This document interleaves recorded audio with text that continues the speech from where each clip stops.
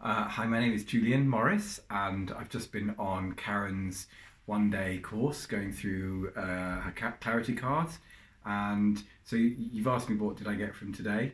I've got two big things from today. First of all, how to use the cards so that when you're working with coaching clients, you can very quickly and efficiently find out what it is that they need, what their needs are.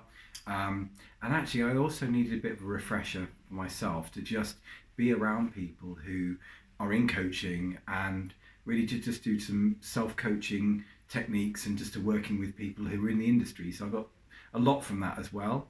So the networking with fellow coaches and also the clarity cards themselves, I just think they're incredible. So just having that system in place where you can just ask people, pick the cards, what is it, what do you identify, and then really focusing in on the things that they need. So I just found it really useful.